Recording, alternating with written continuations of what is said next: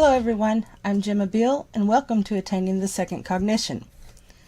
With the energy videos I've been producing, I think it's time that I address a very large New Age bullshit practice, soul retrievals. I have a long chapter in my book, The Energy Experience, so I'm going to share a majority of it here with some insights I have now. With this, I'm going to tell a story of how I learned this because the experience in and of itself shows how dangerous people can be when they don't know what the fuck they're doing. I feel I need to share this information with others because a lot of us have energetic ties to people that we don't want to have energetic ties with, and this information can help others learn a simple process of getting back the energies we've given away in our ignorance. This is going to be a long presentation, so get comfy. Here's the excerpt from my book. Soul retrieval is one of the biggest New Age fallacies I could think of and is one of the most dangerous from my experience. I have a very personal history with this practice and one that I'm going to share and explain what I discovered about the practice. I've seen many people offering this service and I guarantee most of them have zero spiritual understanding of it even when they think that they do, and the New Age teaching is completely off the mark.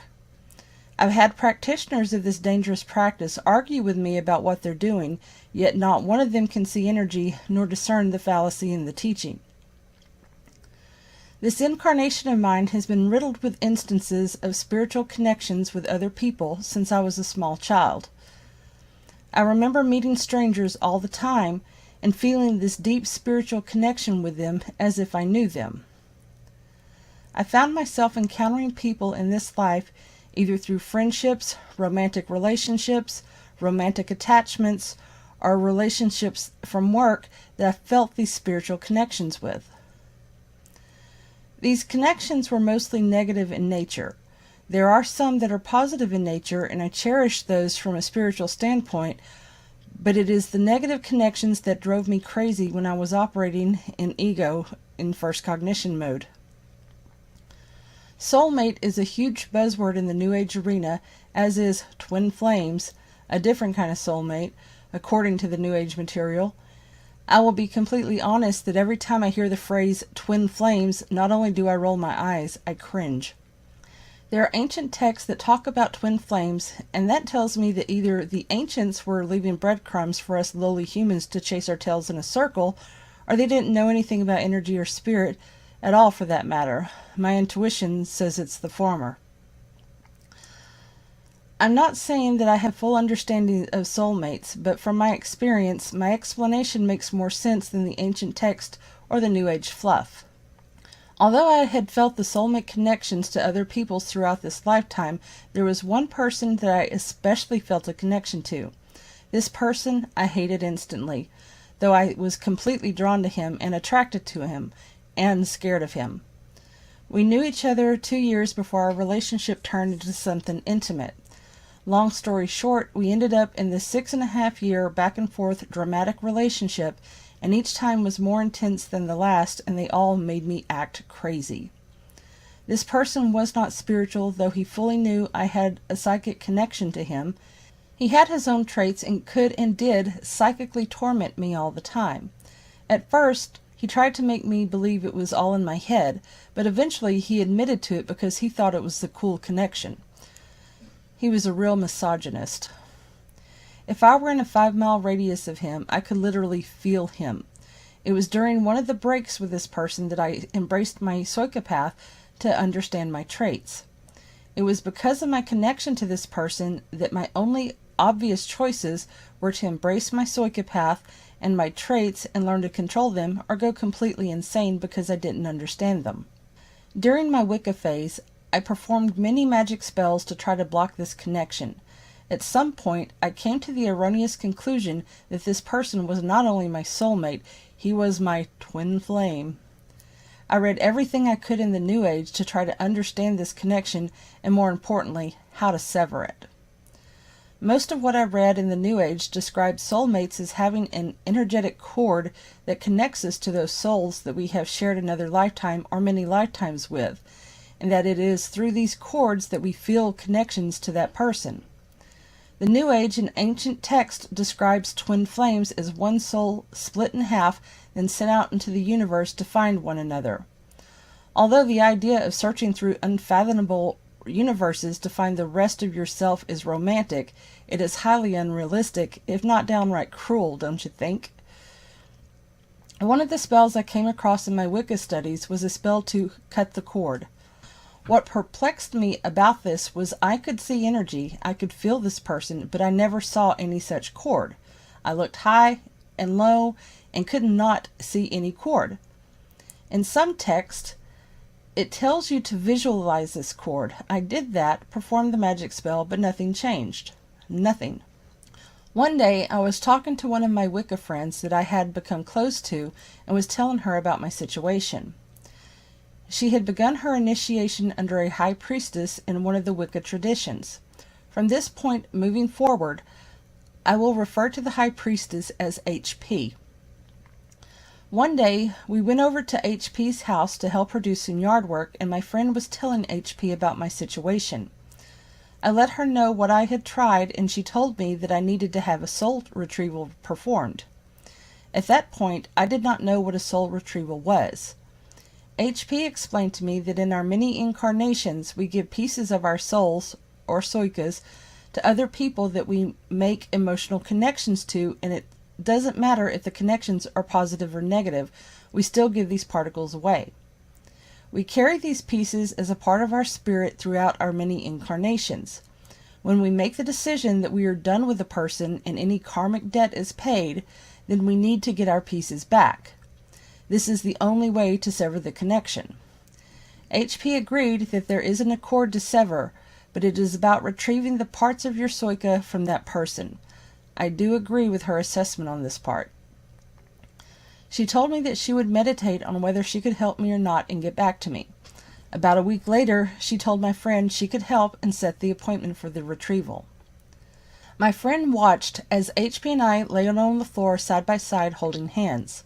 HP's husband held the space and drummed during her journey. When she came back, she got up and set me up and blew into the top of my head. The feeling of the energy was so overwhelming that I began to bawl hysterically for what seemed like an eternity. In a way, I felt lighter, almost whole for the first time in my life. After a bit, she described to me what had happened. She had told me about her journey. She was walking through some cliff tops and came to the edge of a forest. I do remember seeing this part in my own mind. She encountered an Indian chief, and when he saw her, he simply shook his head no. She attempted to pass, and he blocked her way. She told him to stand aside, that she had something to retrieve from the person in question, stating this person by name. The chief told her she did not know what she was doing to go back, but she proceeded ahead anyway. She came upon a cottage and went inside, and this person was sitting there.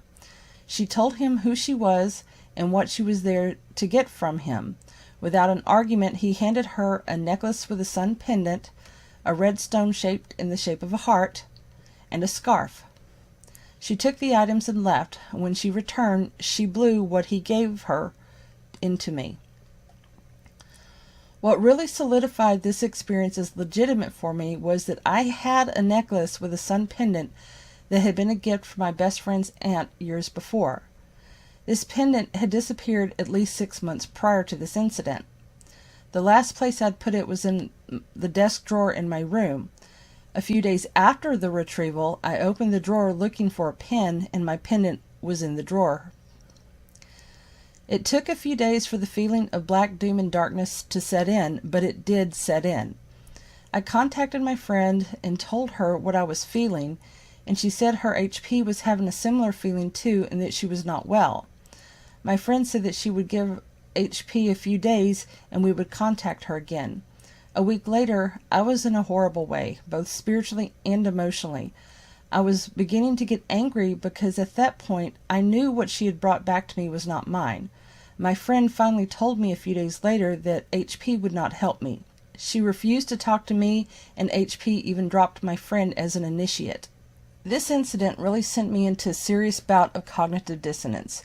This person was supposed to help me, and she ended up making matters worse for me and refused to even help me or work with me to figure out what I was supposed to do to fix what she had done. And the following weeks and months seemed to get worse for me. I plodded through my daily life as if everything was okay, but I felt a darkness in my psyche that I could not describe then, and to this day I still cannot describe. I finally made contact with my guides through shamanic journeying, and it was my guides that helped me figure out how to fix what HP had done to me. On one of my journeys, I chose to communicate with my animal guides because at that time I felt the animal guides were what really resonated with me. When I would journey, I always seemed to end up on a beach attached to a rainforest. On this particular journey, my regular animal guides did not present to me. I went and sat down near the tides and tucked my head into my knees and began to cry. All of a sudden, a great white shark came up with the tide and communicated to me to take his fin and go with him. He swam, in shark fashion, out deep into the ocean with me holding onto his fin, and then he dove and took me to the bottom of the ocean. He told me to take the items that HP had brought back to me and lay them on the ocean floor, so I did. A stingray came up from the sand, hovering over the items, and I could see this black stuff coming off the items and the stingray eating it. When the stingray finished, he swam off. I took the shark's fin and he swam me back up to the shore and communicated to me to take the items and return them to the person HP had taken them from. I walked into the jungle and came upon a cottage. At the perimeter of where the cottage stood, I saw an old Indian chief. He walked up to me and told me that he had tried to stop HP from proceeding because she did not know what she was doing. He told her there would be consequences to her if she continued, and in her arrogance, she did not heed his warning and was now paying the price for it. I explained to him that the items had been energetically cleaned and that they were his and I was returning them to him. The chief allowed me to proceed. I walked into the cottage and saw this person sitting at a table. I handed him the items back and walked away, never speaking a word and never looking back. After I returned the items to this person, I didn't completely understand what had happened, and although the darkness I had felt went away, the connection I felt to him was still there. I later went and made peace with him in person, ending it once and for all, but the spiritual connection I felt for him was still there. A few years after Endel and I met and were married, he and I were sitting around talking about Soika matters and the hogwash of the New Age. I told him the story as I have shared it here. Endel asked me if I had ever queried further into soul retrievals to gain a better understanding of them, to which I said no, so he suggested that we do so, and we did. I do not have just one crew friend that I communicate with. I also have other beings that I communicate with. These beings include an etheric, a few inorganics that I've put through the paces to make sure they are not jerking me around on information, and many beings that reside in incarnations like we do, but in a higher dimensional frequency. To get answers on this situation, I turned to a few of them for their perspectives to see if they could give me answers to my questions. I will be the first to admit that Endel and I are pains in the asses when it comes to digging for information. He and I are worse than a 6-year-old wanting to know why cats have claws. When we dig for information, we don't just accept the first answer given, nor do we accept it without question and without running it through our intuitive centers. The way he gets information is completely different than the way I get information, more of which I explain later in the book. The answers I received in varying degrees over time from different sources, but the answers I received explained a lot of what I experienced and the solution I came to resolve the situation. HP was correct in her assessment about particles being given away, and there are not any energetic cords. People that believe there are cords are operating in the first cognition and do not have an understanding about the trappings of the universe or of energy. Quantum physics has taught us about particles and the ability of particles to feel or experience things simultaneously no matter how far apart the particles are in space and time. We create emotional bonds with other people, regardless if it is through incarnation or inorganic states of being. These gifted particles become a part of the host entity and remain a part of the original host. What this means is that the particle retains a resonation with the rest of the energetic body and creates a second resonation with the energetic body that it has been gifted to. These particles remain with the new host as a part of the new host until they are recalled. There are no energetic cords to cut, and there isn't a need to have another person to retrieve your particles. The solution to getting your particles back is as simple as calling them back to you. With that knowledge, I called out to every particle of my Soika that I have given away to others throughout incarnations and between incarnations. I only left the particles I've given in this lifetime to those that I love and those that love is returned to me. I also made the instruction that my particles that are returning to me are stripped of the resonation with the particles of the being they are leaving, and that they only maintain a resonance with the rest of my Soika. Everything else came back to me. In addition, I pulled out any particle of others in me that belonged to the people I was reclaiming my particles from, and I stripped my resonation from those particles and returned them in the place of my reclaimed particles. In that instant, I finally felt the connection to that person disappear as if it never existed. There wasn't any severing of the cords, and any trauma my cells experienced while a part of his energetic being were completely erased because of my intent. That is the key component of severing the connections, removing any and all residuals and resonation your particles had with the other person's spirit, and any residuals and resonation their particles had with your Soika once they are returned. If you fail to remove the residuals and resonation of your particles or the resonation of their particles to your Soika when you send theirs back, you will still feel the connection. Before I recalled all my particles, I was constantly meeting people that I felt a spiritual connection with. Since that day, I haven't met any, because all of my particles are back where they belong, with me. This story is a very important story because the topic is one that I'm not sure a lot of people understand. I still don't have a lot of understanding of it really, aside from what I shared, but I want to explain the fancifulness of me cleaning what he returned to me. The experience happened at a point in my life when I was still clinging to whimsy and belief. Although I had a greater understanding of the spirit realm at that time, at least greater than what I had when I started, I was still stuck in whimsy where the world of spirit is concerned. I will explain more in the chapter on guides. What HP had returned to me was something really dark and ugly in his spirit. What it was exactly, I can't tell you, but the items in question were something of his creation or HP's creation, and I just used the imagery because of how it had been described to me. Whatever dark intent resided in what she returned to me was cleaned off in the other realm by my guides. The scenario was what my guides used for me because it was something that would be soothing to me based on my beliefs at that time. Either way, it got the job done. There's nothing wrong with whimsy when dealing with the spirit realm. Just don't let whimsy blind your intuition where spirit matters are concerned. I'm more pragmatic now, and I have asked crew to give me the cold hard truth, so there's not any whimsy to my other realm visits anymore or in dealing with crew. In the same token, in hindsight, now that I've revisited this story from the second cognition, when I say in a way I felt lighter, almost whole for the first time in my life, it was because at that time, at my level of cognition when it happened, I believed that I was not whole, that my Soika was not whole. When she blew what she did into me, I was operating under the belief with the expectations that when she brought something back to me, it would make me whole. The act of her blowing whatever it was into me supported my belief and expectations that it would make me whole. It took several days to realize that what she did was wrong and not good for me, even though I experienced the feeling of being whole.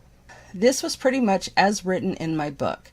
I wrote my book 2 years ago. Even at that time, I didn't understand that the guides, the animal guides that helped me go through this process, was in fact my Soika presenting to me in the manner that I was looking for. When we come into our path, even though we are our Soikas, we have been created as a false person by the Hapim.